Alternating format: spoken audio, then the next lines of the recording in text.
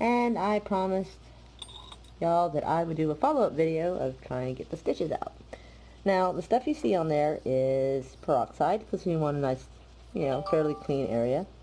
This has been soaked in witch hazel, which is a very good astringent.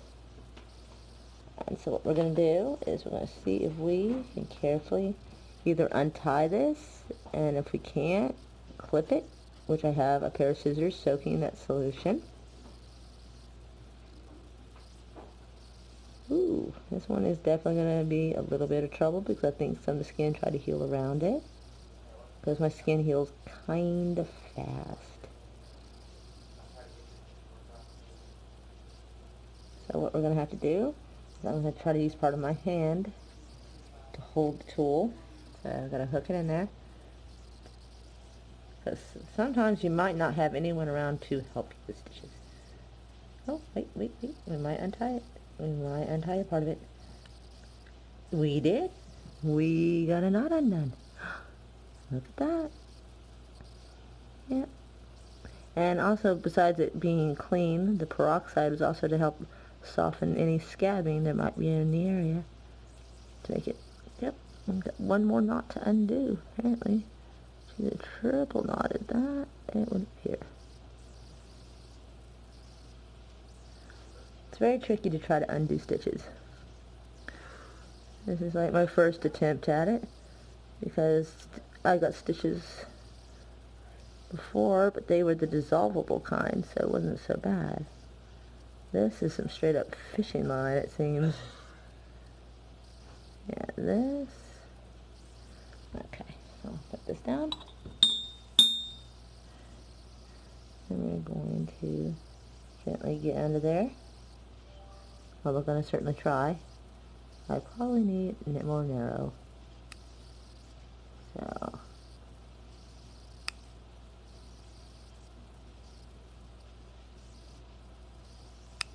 There we go.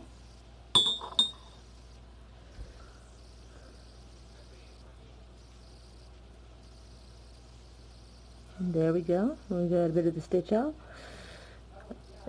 This. Yep. There we go. So that is a stitch removed. Carefully move it out of the way. I'd say it's looking pretty good. And get in a little closer. You can see that it's actually healed up. It's a little scabby, but that's going to happen. So, yes. So if you're unable to use something like this to untie it, it's always good to try to find something clean and very narrow to help lift up the loop like this, and a very thin, still hand to cut the threading, and it should just pull right out. And that is how you remove stitches. And I will not be keeping y'all any longer. Or I guess I can pause the video and show you the result after, I guess. So I'll put it on pause. Sometimes the stitches are going to give you a little bit of trouble, because we already got two out. This one is a little trickier. This one got sewn in a little tight. So what you want to do is you want to lift a little bit, not too much, but you want to get yourself where a little loop will fit, or you can fit under the loop rather. Then what you do, get your very clean scissors, and you get your most narrow part of those said scissors, and you get under there.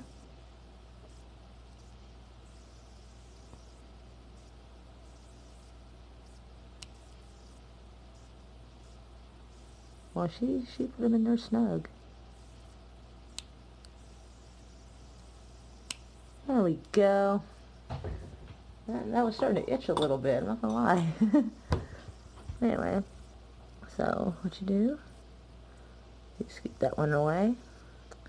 And if you gotta make sure that you have super clean hands or gloves on, because I actually had not anticipated this. I should have. You pull the thread all the way through from the other side. There you go. And then you just scoop this little piece away. Get your third stitch out.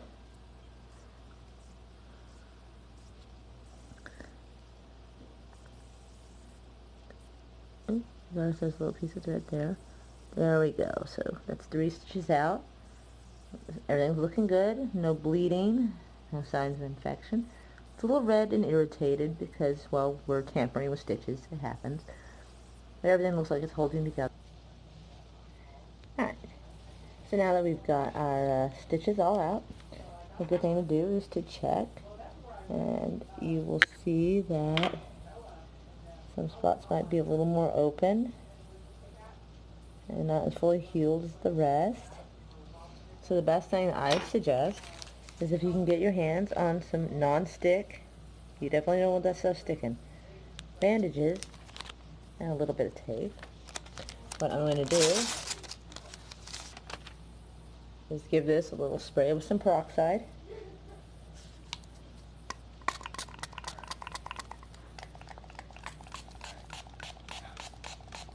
There we go.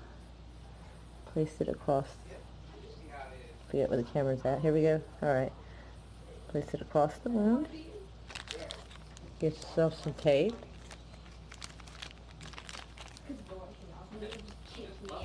And I guess if your daughter is making a bunch of noise in the background, she can help you tape it. So here you go, Dee Dee.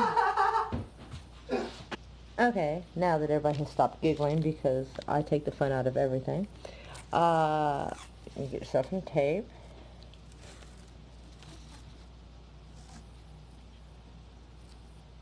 If you have a buddy to help you, that's always good, of course.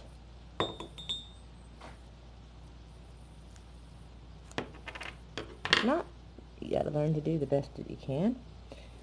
And one of the ways you can do is you can start one of these directions. Across here, just to hold your tape, your bandage in place. Your gauze, whatever. So now that's going to be like, you can turn your hand and it'll be alright, and then you just tape from there, and there you go.